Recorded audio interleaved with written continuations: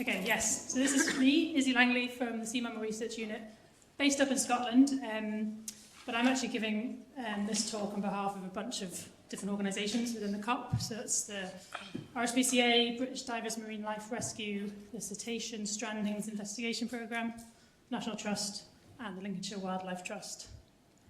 I've also got two screens, which is confusing. Okay, so today I'm just going to be giving you a brief overview of the abundance of seals in the SMRU region as a bit of context to then what is going on, what went on in 2024 with some key research updates.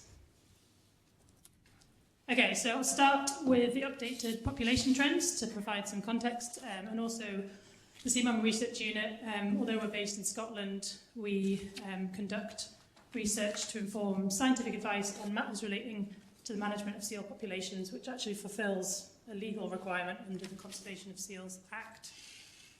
So for the purpose of this, the UK is split into seal monitoring units. And the SMRU region is in the South East England SMU, shown up here on the right. And the data here is collected by us at SMRU, but also our partners listed here.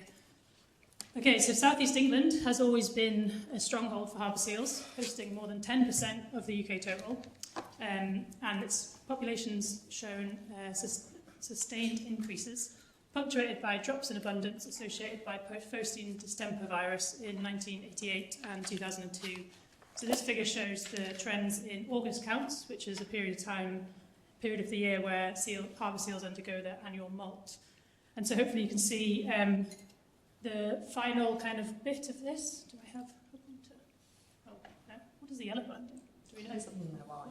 Okay, anyway, I pressed it, nothing happened. Yeah, so since 2018, between 2018 and 2019, there was a 25% drop in abundance of harbour seals. So the region is also really important for grey seals. So it hosts a rapidly increasing number of grey seals. So in the middle here we have the August count, so this is the same time of year as harbour seals counted, and this is during a period where they're foraging, and then we also have pup production on the right hand side, and you can see that it's increasing exponentially with very little sign of slowing down. Okay, so what happened in 2024? So due to difficulties counting this huge population on the East Coast, SMRU cover these colonies by aerial survey every few years. However, luckily there were ground counts still conducted in some of the regions in 2024. So firstly at Donanook, so this is in the Humber Estuary SAC, there were indications that numbers were 25% lower, which on a colony level, grey seal pup production often falls after a peak, but this 25% is more than would be expected. There was also a drop in horsey counts. This may be related to some construction activities on the beach there. And so although the falls are unexpected, they could actually have been completely offset by increases at Blakeney, which is now the biggest colony of grey seals on the UK East Coast, with over 7,000 pups born each year. Surveys conducted by the National Trust also found that the recently established colony at Orford Ness further south is continued to increase, with almost 250 pups being born there. Although that increase is not likely, it's not the same level that would explain these declines further north. Okay, so if these declines they do represent genuine decreases in South East England, at least in the pup production, it would be really important, or it is really important to understand the degree to which they were caused by the reproductive failure of females, or indeed even the deaths of adult females. So this is going to be informed by population modelling, both during August counts and also during the winter for the grey seal pup production. And the kind of two potential causes that could potentially cause a decline on this scale would be potentially recent marine heat waves, or also this grey seal unusual mortality event, which I don't know how many people are aware of this, but in August 2024 there was a spate of dead seals washing up in North Yorkshire, mostly adult males, generally in good condition, and of those that were examined, several had quite clear respiratory issues. Some of them tested positive for a potentially zoonotic microorganism known to occur in grey seals in the North Sea, and has also been responsible for outbreaks in dogs as well. So the numbers of stranded animals in apparent disease events usually represents the kind of tip of the iceberg, which leads us on to the strandings. So looking at strandings and rehab centres in 2024. So this not only gives insight into the patterns of causes of mortality at population level, but also can be really helpful in terms of learning about welfare issues. Okay, so this is from the British Divers Marine Life Rescue. And between 2016 and 2024, BGLMR saw for the most part a constant and gradual increase in the number of call-outs made across the 6 areas in the region, with a few kind of region-specific increases and decreases over that time, but the general trend is increases. Grey seal figures demonstrate that the highest number of call-outs were in the Yorkshire region, which is shown here in purple. And on the right-hand side, the common seals or harbour seals, the highest number of call-outs were in Norfolk, which is shown here in green. So these data are really important, but it's quite important to kind of consider the fact that these data are biased, or not biased, but they can vary based on public awareness, increase in human activities, and also climate change, which has seen an increase in kind of large storm events. And then just some examples of the other work that BGLMR do into entanglements. So these are pretty gory images, I'm afraid. But here's 2 examples of seals that were rescued by BGLMR with pieces. The first example is a 3-foot blue rope was removed from the neck of a grey seal. And on the right here, pretty gory next image, but this was a piece of monofilament. That's the kind of damage that they can do. So these animals were rescued and rehabbed and then returned to the sea. Okay, so moving on to the rehab centres. So there's 4 RSPCA centres that rehab seals in the UK. And in 2024, 272 seals were admitted across these centres. And it's just important to note that nothing in life is free. This costs quite a lot of money to do that. And the most common cause of admission was that seals were orphaned. We also have injured seals and inexperienced juveniles. But 83% of the seals admitted to the centres that survived beyond this 2-day period were released, with a further 5% transferred elsewhere. So if we look at East Winch in more detail, which is one of the largest rehab centres in the UK for seals, there's been a continuous drop in harbour seal admissions. So in 2024, there was 154 seals from both species admitted. And they wanted to note that the growth in grey seal numbers in southern England and increasing public interactions with seals is actually creating a greater demand for their services. So they're one of the few centres in the UK that rehab adult seals entangled in litter, and they've seen entanglements, like things like monofilament, cargo netting, flying rings. But there is a potentially good news story to end this slide on, which is the Safer Seals campaign, which was launched with partners in the North Norfolk District Council.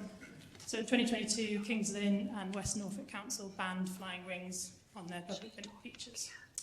However, enforcement of this can be challenging. Okay, sorry to whiz through this, but there's just a lot of information. Okay, so next I want to give you an overview of the research updates. So this has been funded by these 4 funders and in collaboration with some great organisations listed here. Okay, so as mentioned earlier, there's been a 25% decline in harbour seal abundance between August surveys in 2018 and 2019, with no indication of recovery. SMU holds the vast majority of the England harbour seal total, and our work focuses in on the SAC, Special Area Conservation, which has seen a rapid increase in grey seals, and also important to note that there's also been a massive increase in wind farm development and operational wind farms off the coast. And so understanding the drivers of this harbour seal decline is fundamental in understanding the kind of prognosis for recovery under different conservation measures of harbour seals, and also in the utility of using trends in harbour seals as indicators as marine ecosystem health. So I'm just going to cover 2 parts of the research that's going on in South East England.